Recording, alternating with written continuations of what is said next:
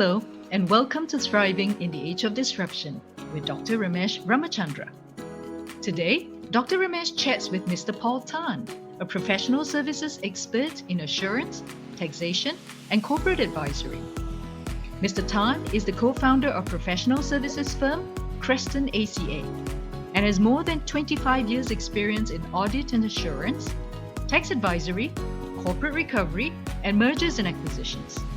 He brings to the table his valuable insights from deep experience through the full business life cycle of starting, acquiring, managing, growing, and finally selling and investing in multiple businesses.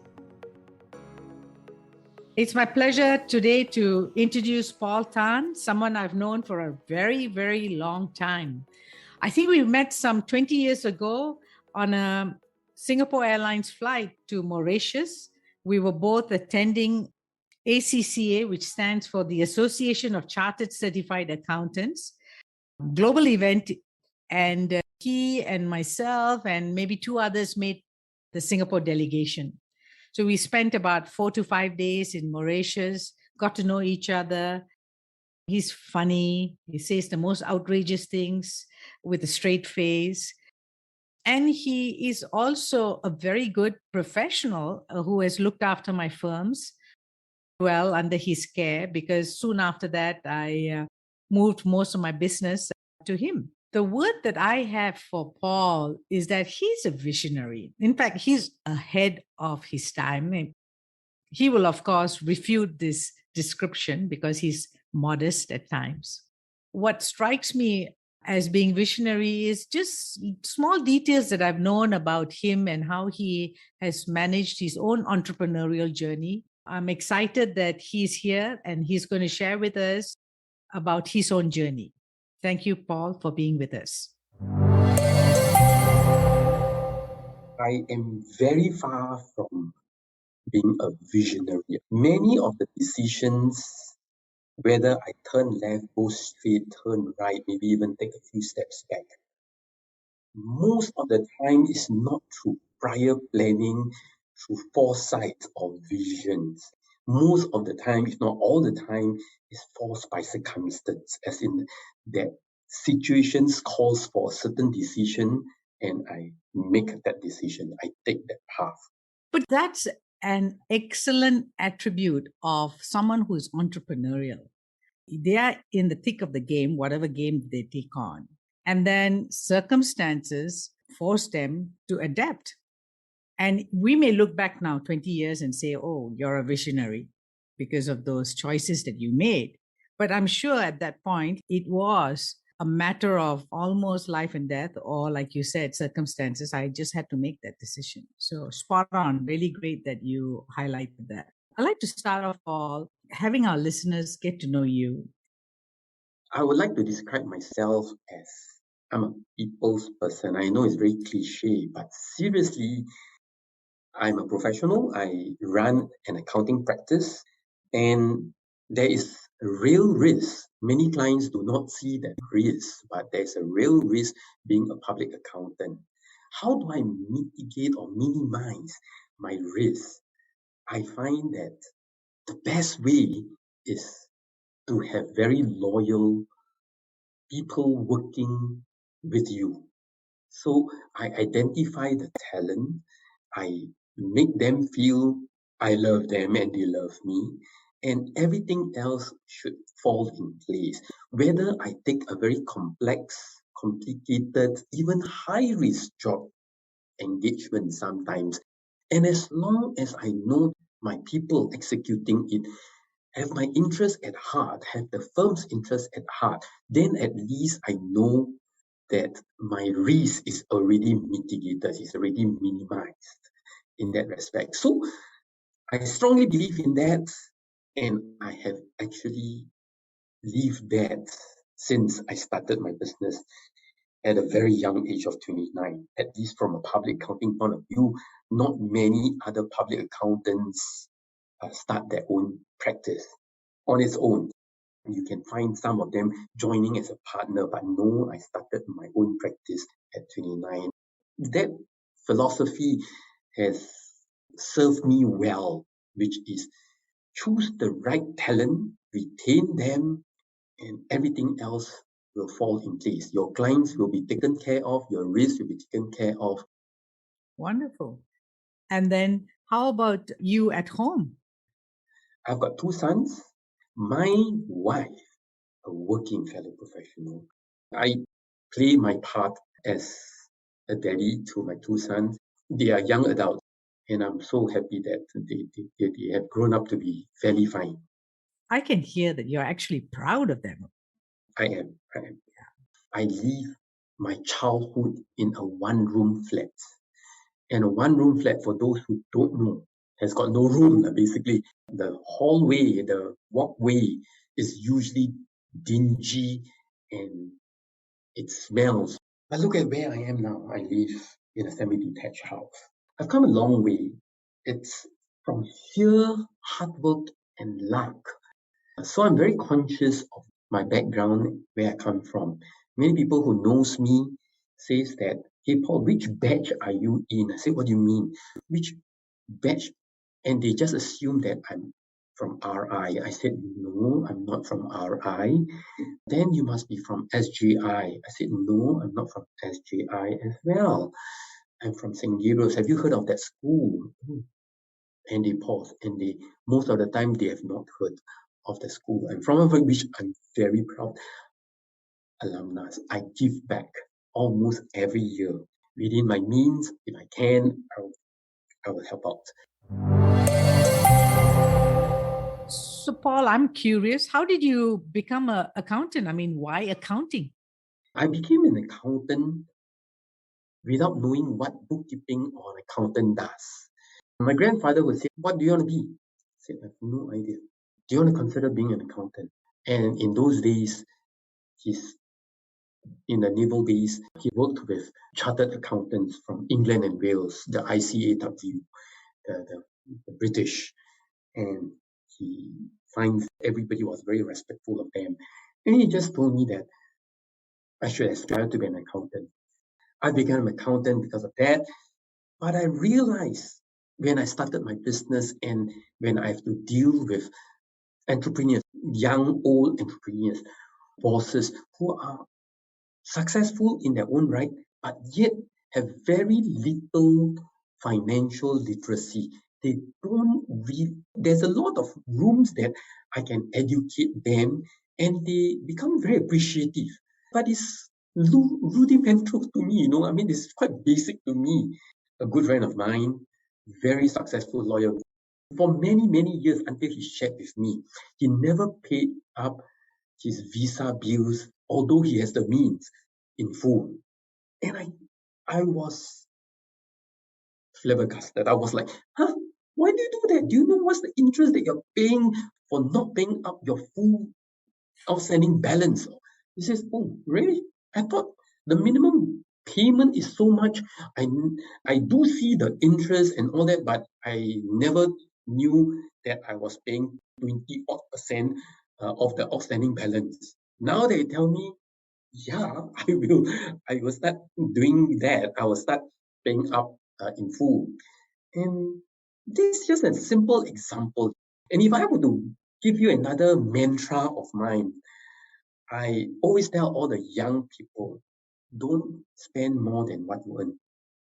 I am surprised that many people spend more than what they earn. Commit. That means their monthly installments alone, that fixed commitment is more than what they earn.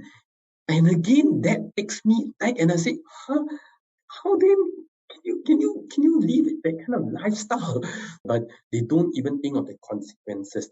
I say a simple rule of thumb is spend 80%. If you can spend lesser, yes, very good. But spend only up to 80% of what you earn, and you will lead a very uh, low stress, stressless financial life. You will be more or less ready for any rainy days. And if you can't even make yourself do that, and I'm one of those, frankly, I buy insurance. Even my own insurance agent, financial planner, they call themselves now, even had to sort of slow me down in me buying insurance, because that's my way of locking up my savings, or forcing myself to save. So financial literacy is very important, and I really wish that upon all the young people, at least get that knowledge, and then if you still choose to lead a different lifestyle, you do it knowingly. The example I have given you, that lawyer who's in every sense of the word very educated, very knowledgeable, didn't even know that he's paying so much interest for not paying up all their visa bills. So that's my point. Many lay people do not even have basic financial literacy. All parents and all youngsters, go and get yourself educated, at least the basics of finance. And then once you get that knowledge and you choose not to follow that, that's your call. I'm not forcing it down the throat, but I say go get yourself that knowledge. It's very important. How it shows up for me is that if we have financial literacy in today's world of disruption, it's actually a tool for enablement, because we've no idea how our lives are going to get disrupted, whether our jobs are going to be impacted. Paul, there was a story that you have about how you got started at 29 years old in running your own practice. Can you share that with the listeners? I started off principally because I thought I was doing very well as an audit. Firstly, assistant, supervisor, then manager. My boss, my female boss, likes me. Well, at least I think she likes me. And whenever I deliver a completed engagement after I've done my work, she even either praise or like the feedback and the findings I've made. But what really irks me at that point in time, and I still can relate to it after 30 years, is that all these good findings which she agrees, most of it gets swept under the carpet, gets not recognized or not implemented after meeting up with the clients. So I said, if I'm going to live through these and I find that irks me, okay, that bugs me. And so I say, I might as well then practice on my own and make my own decisions. If I find these few findings and I choose to not include these findings, maybe because they are not that significant, whatever the case may be, my decision, at least it is my own decision. And so that's where I actually started. Say to many people, it's not as much brave as much as it is foolish. I'm only 29 and I do not have connections of my own, and I still take the plunge. Thinking back, okay, I would not encourage myself, my younger self, nor anybody in the same position to say, hey, take the plunge. But I did. Are you serious, Paul, that you would not tell your younger self to take the plunge at 29, looking back now? In today's day and age, the answer is yes. The regulatory environment is very different. The competition is very different. I was quite technically sound. But now, if you agree with me, or my listeners would agree with me, knowledge is not very valuable, at least compared to the past. Because of what? Of most people's best friend, Google. You can get most information just by Googling. Knowledge is not as valuable as when I first started out as a professional. That's a very interesting thought. You're still in the business. Actually, from having started a practice, you went on to be entrepreneurial because there was a wave of consolidation that happened with public accounting firms. And you were part of that whole thing, going from a small firm to a medium-sized firm, then aligning with international partners, and then subsequently selling out to investors. How did that all start? What were the circumstances that got you into that situation? I started my firm with no clients, no staff, got in a client, got in one staff, and I grew from that level to a firm of 20 professionals. of which I'm very proud. It took me 10 years or so. Along that journey, there were many offers from my fellow professionals, from richer individuals who says that, hey, come join me or let me buy into your firm. I've always insisted no, because I was enjoying my little kingdom, calling all the shots. The first opportunity I had in acquiring the firm was again circumstantial rather than seeking out what to grow. But I knew also then that size matters, because in a professional outfit, as much as I try to be an all-rounder, to know everything myself, you need some specialization. And with specialization, you need to have a certain size. The first opportunity came about from my good friend, whose father is a public accountant and who has got his second stroke. Every time he needs to sign a check, the bank will have to call him to come to the bank. Luckily, the bank branch was just in the same building that the office was. When he was offered to me, because I know him from young, from school days, I said, Uncle, I don't have resources, not financial resources, nor inclination to want to buy your firm. But I've got friends who have always wanted to expand their business. Let me reach out to them. Then Uncle Tan says, yes, okay, thank you. So I got 2 bids for him. 2 of my friends put in the bid. He came back to me before even accepting or not accepting the bids. He said, well, you match any of the bids, I'll sell it to you. I said, Uncle, if I wanted to, I would put in bid myself. He says, but I want to sell to you. I want you to take over. Okay, I tell you what, the lower bids, I give you 10% discount. I said, Uncle, it's not about the price, but okay, now you're telling me about the funding, is it? I'll make it easy for you to pay me, the payment terms. Long story short, that was my first acquisition. Professional services, we all have our own style, we all have our own way of managing clients and even staff. When the culture shock came in, it was with a lot of pain, but I managed to stabilize it with the help again of Mandy. Mandy has always been my stalwart, my real right-hand woman.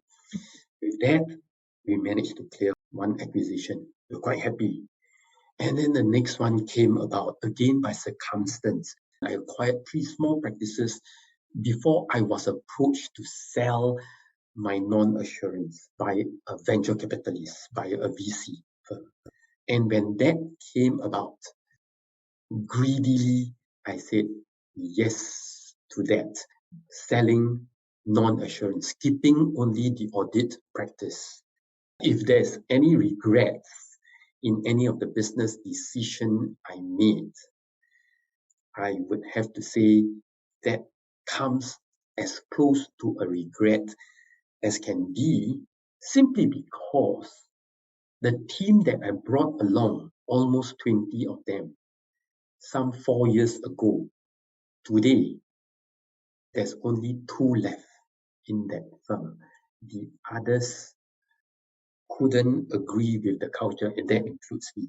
Okay, it's not a bad firm, but it's just a totally different culture. I have a similar experience where we did a merger with an organization which was 5 times bigger.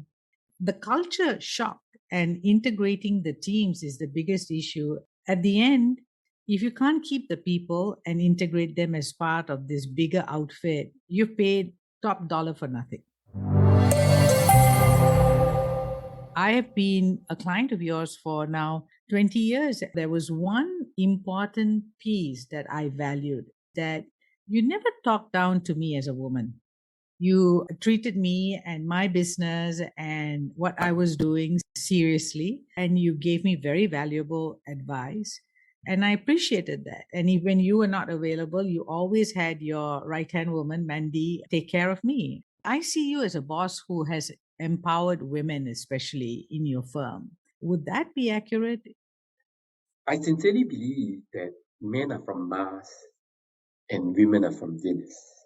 You can put the same problem in front of a man and woman, the possible solutions and alternatives of how to solve this issue will be very different. And I enjoy that diversity, that different views. Even at the board level, I'm a very big advocate of having diversity. And diversity need not just be gender, as in male, female. An ideal board would not just have different skill sets, different backgrounds, but the diversity should also come from gender and age as well. What I want to talk about now is your experience as a board member with this one company, Second Chance. Share a little bit more about how you've been associated with them, including the work that you do now with their foundation and how that came about. I have a very strong affinity to Second Chance for several reasons. One, that was my first listed company, which I came on board, and then rest, like in Singapore culture, once you got some track record, the rest, the credibility factor, not many people will doubt you anymore. The first one is always the most difficult one, then, and subsequently it becomes a lot easier. I've been with Second Chance all these years, possibly coming to 20 years now. I look at the risk of the board of the company. And how do you look at the risk? Is it the nature of business? Is it many other aspects? I look at the main controller, the big boss. If he is, in my opinion, a reasonable person, he does not lead a lavish or decadent lifestyle, if you like, then naturally for me, the risk would actually be minimized. He's just an ordinary person, and his lifestyle is ordinary. That is the kind of board or listed company that not only would I be happy to be associated with, I'll be happy to invest in as well. So that's something which I found in Second Chance. For those who don't know, it's Muhammad Saleh. He's just set up a foundation. It's Muhammad Saleh Foundation. And I think it was very, very noble of him to set aside a substantial, if not significant, amount of his wealth and bequeathed it to the foundation. If you know about foundations and trusts, whatever has been bequeathed, the beneficiaries is no longer him or his family.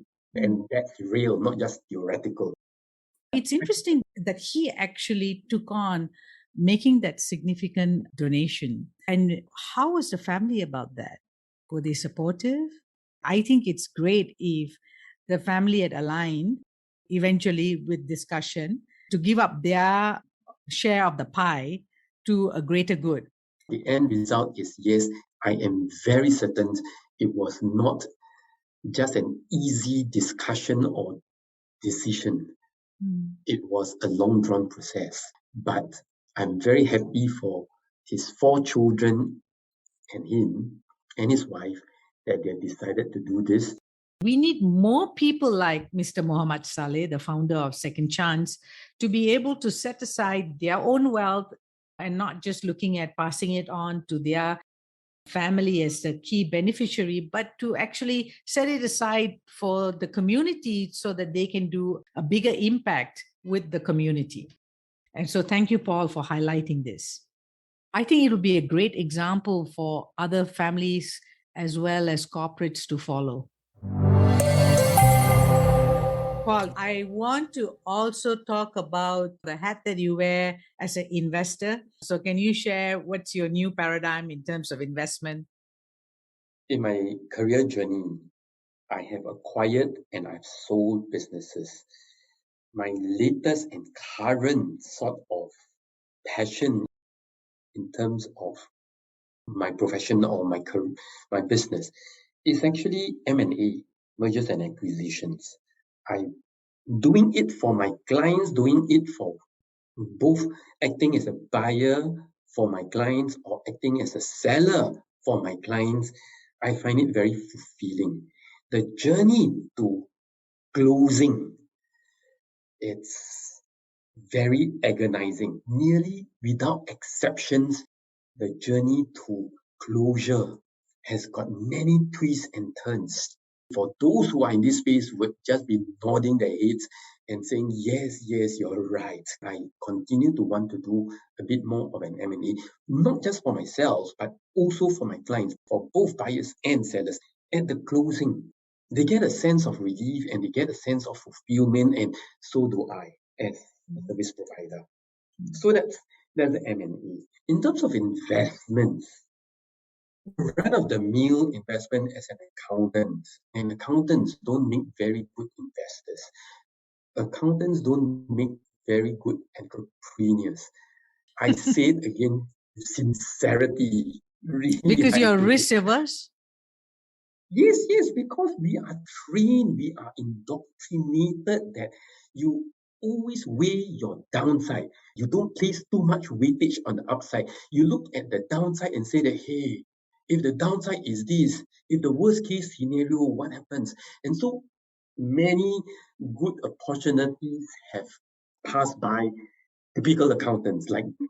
So I don't make very good investments personally. But there is a new world order for those who are not aware, and that is the metaverse, the cryptocurrencies, and the blockchains. They are all interlinked, they are here. It's still at the nascent stage. In the last 5 years, there are not many governments, public acceptance, but it's gaining a lot of acceptance in the last few months, if I were to say.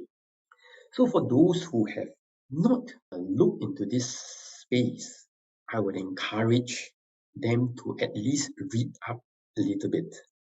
Know what, judge for yourself. Yeah, come to a conclusion yourself. But my conclusion is this, okay? Cryptocurrency has a role to play in modern society. Blockchain definitely is an important part of business going forward. Cryptocurrency has a very big role to play. Whether metaverse, and depending on which aspect of metaverse, and some are saying that play to earn, that's one of the sort of aspect of metaverse, right? Has a role to play.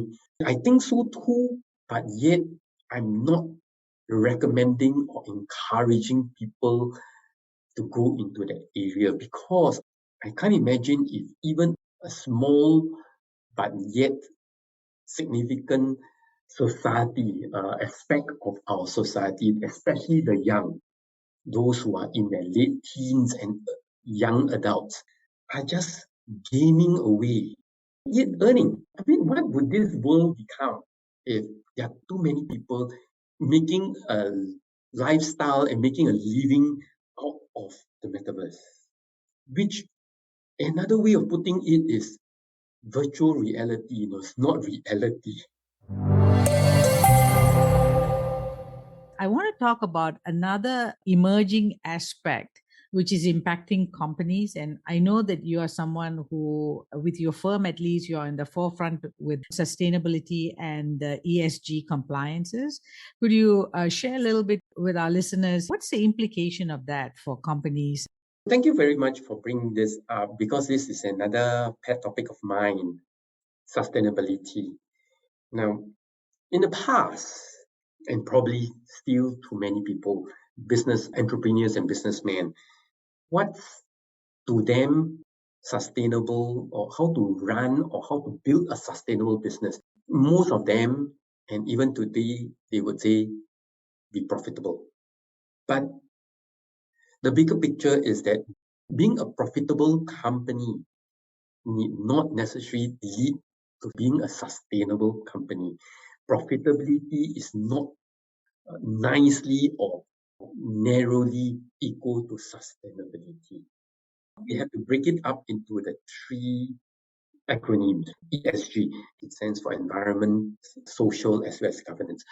The governance deals with the profitability part. You must put up enough controls, you must put up enough governance so that the company can actually be run profitably, be run properly, with proper governance, with proper controls, so that it will be able to generate some level of respectable profits. So this is just one aspect.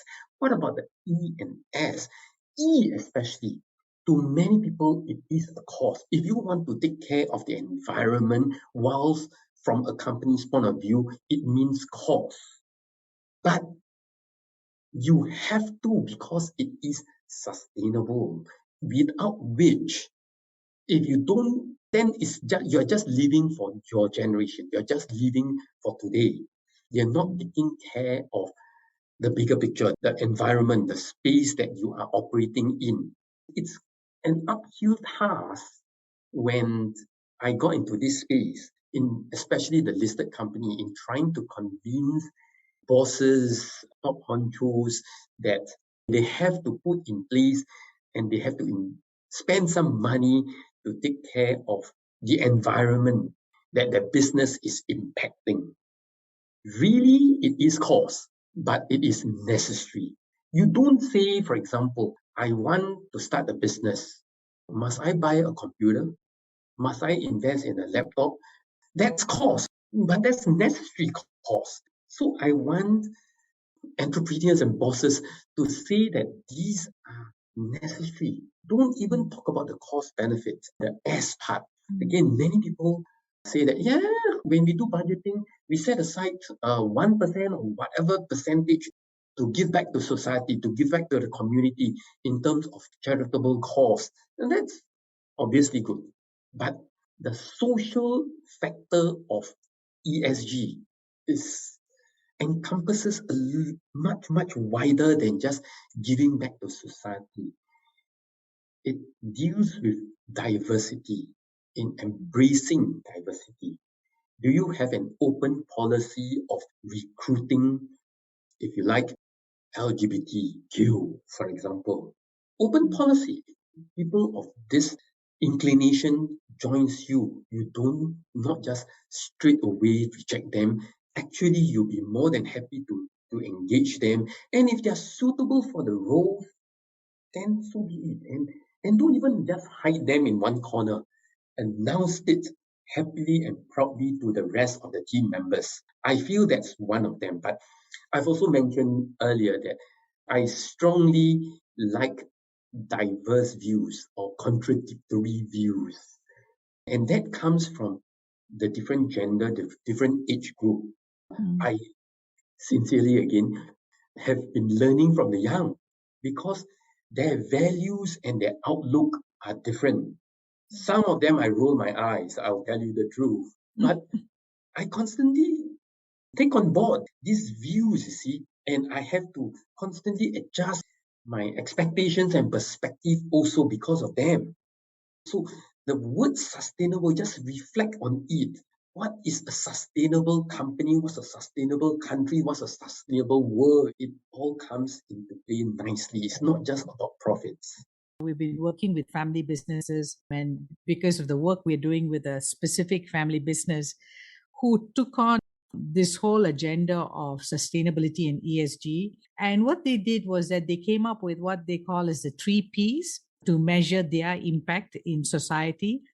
The first one was about planet renewal, looking at their manufacturing to see where it is consistent with that whole planet renewal, with whether they had to change processes, change whatever kind of supply chain that they had. Next was to look at prosperity sharing. And this was interesting, I thought, because instead of looking at it as a measure of them as a company just with profitability, but they are focusing on what is the bottom of the pyramid, the last 40%.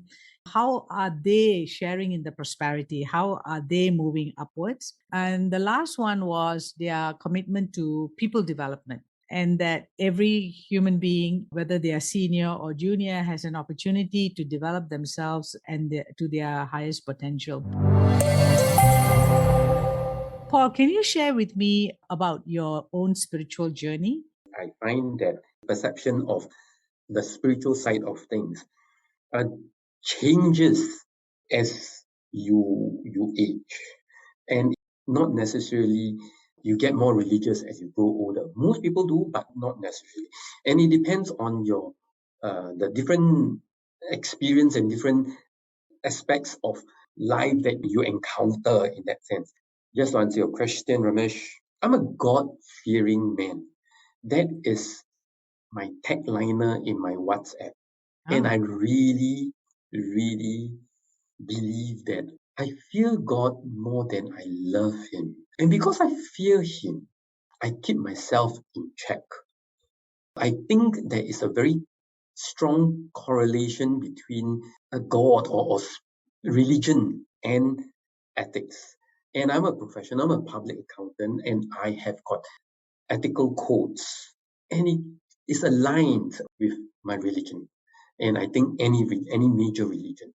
And that is to do the right thing when no one is watching you. That's being ethical, that's being religious. And if you're not, let's say, religious or you got no spiritual inclination, then your focus, I feel, will be very different. You will just want the best for yourself. No, not even just being selfish, but that's the right thing to do as a business person. You think that you have got an idea that your competitors or your fellow practitioners do not know of, you do it without the consideration of is that good for the society? Is that good for your people? And that again goes back to what I hear just now from you, and I love it. This Vietnam company is giving back to society.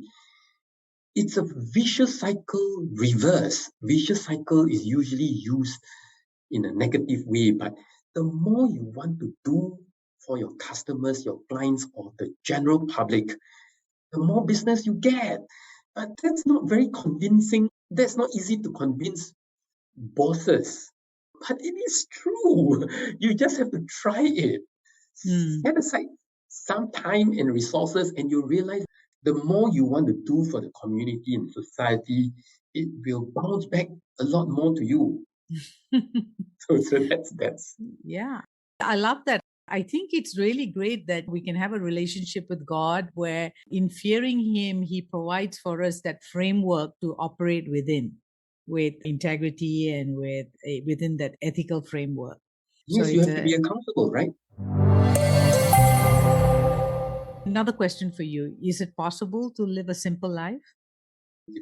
It depends on the environment that you're living in.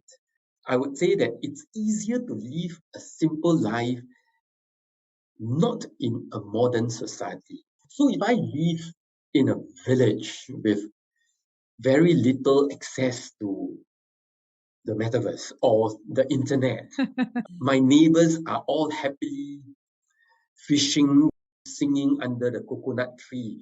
That's a happy and simple life. If I'm surrounded by neighbors like that, unfortunately, if my neighbors have got 82-inch television, and that's again a real one. My neighbor has an 82-inch television. I'm now aspiring to get the 82-inch televisions. Drives a Ferrari and he makes it known to the surrounding neighbors because every morning, at least for a good 2 to 3 minutes, he will just be warming up his Ferrari, and all of us know that he's going out to work because it's so loud. I don't aspire to own a Ferrari, but I would love it if Ramesh wants to present me a Bentley. Okay, but anyway, my point is that if you live among these people, and I'm a human, I'm not strong enough to say, so what? I don't care what my neighbors and my friends having or aspiring to be. I choose to lead a simple life. And even if I'm strong enough, I'm not. What about my children? What about my spouse? What about my immediate family? They would say that, hey, why don't you want to do better for yourself? Why don't you want to do better for your immediate family members? So to answer your question, is it easy to live a simple life? I would say not so in modern Singapore. It's not easy to lead a simple life. I would love to lead a simple life. I would love that I am less ambitious or less greedy, but I continue to be greedy. I continue to move my goalposts. Many years ago, I say that if I made my first million, I'll be contented and I will choose to retire. I've gone past that goalpost a few times. So this is where I am. So, how would you describe thriving? As you thrive, try to keep a balance. Try to continue to be happy, contented to as much an extent as possible. And then you can continue to thrive. But if you are thriving, but you are stressed out, you're unhappy with your lot, if your family is not intact, then however you want to define your own thriving, that's not thriving to me. Thank you very much, Paul, for being very generous and sharing with all of us, your wisdom, your experience, and your journey.